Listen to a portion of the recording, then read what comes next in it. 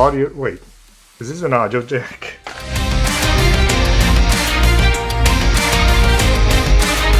Have you ever noticed your speaker has this humming sound? Especially when you put it to max, there's this humming sound that's kind of annoying. It's kind of like a white noise or a black noise, whatever that is. Well, this is why we are going to be unboxing and reviewing this iDefender Ground Loop Breaker.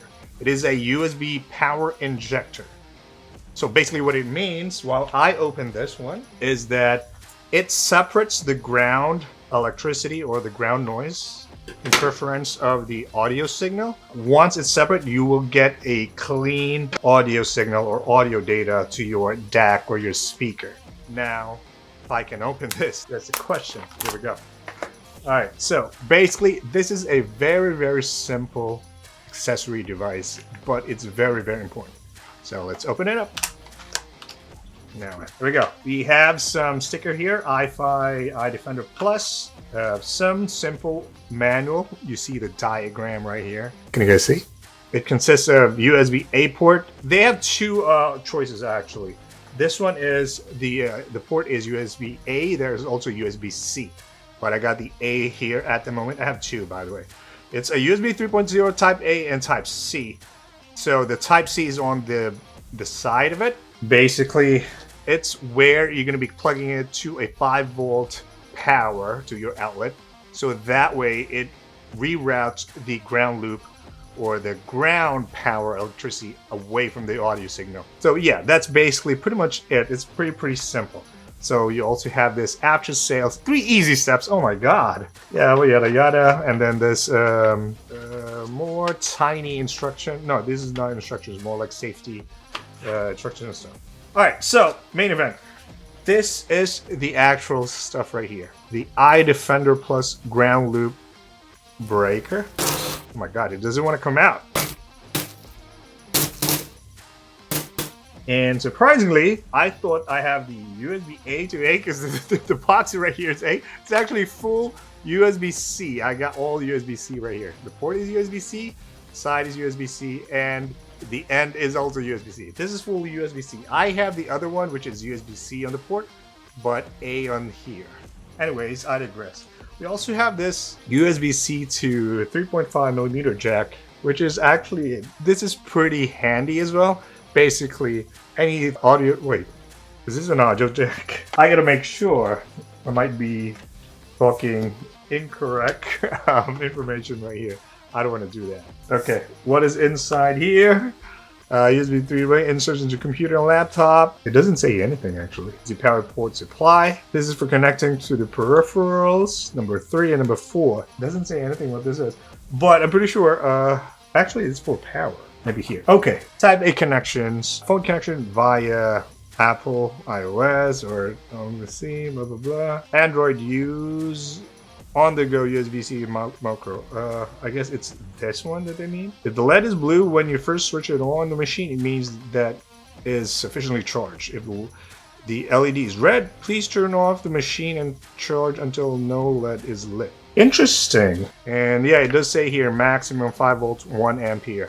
Okay, gotta make sure it's 5 volts. Can't put bigger than 5 volts, I guess. So that's interesting that it has to be blue. After a long period of inactivity, say 3 to 6 months, please fully charge the machine again. Ideally, you repeat this process once every 3 months. Interesting. If you encounter interest, please contact. Blah. Oh, okay. I guess it's for charging, but we are going to test this out. I think this might be for power. No, not this. This is not going to fit. Oh, actually, it does. Oh, wow. Yeah. It does. Okay. I'm kind of dumb. Now I realize. Okay. I have the other one. Basically, what I did is, because I didn't need the actual power adapter, I just plugged this in and I have a, the USB plug like the iPhone and all that, and you just plug it in. But if you don't have that, you can have this adapter right here if you have the coaxial. So plug this in here. And then this, put it on the side. This is where the separator is. And this one is where the audio data goes out. Plug this in computer, and anyways, I digress. We're gonna test it out, put it on the computer, and you'll see what I mean. Okay, so I've hooked up the blue cable, which is my DAC and speakers, to the iDefender USB. I don't have the ground loop cable connected yet because I want to replicate basically the humming sound. I fairly have a very clean audio already. So what I'm trying to do is trying to replicate how a humming sound or a static noise will be. Hopefully you guys can hear it.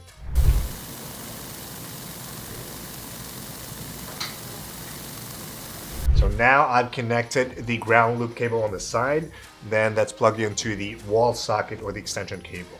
So hopefully you guys can hear the difference between with the ground loop and without the ground loop.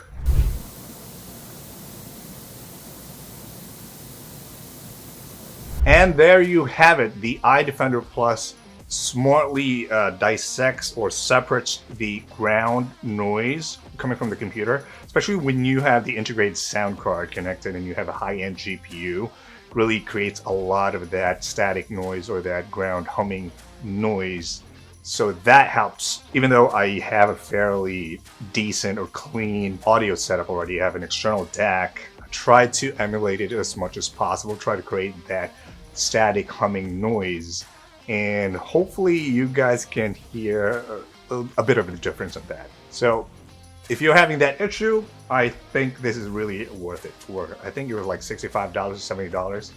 This will make you happy basically. And that's it for this video. If you're thinking of getting this one, I'm going to put a referral link down below. It's not going to cost you anything, but it's going to help me a lot. So try to use that as much as possible if you don't mind. And don't forget to smash the like button. And if you haven't yet, consider subscribing to the channel. And I'll see you in the next video.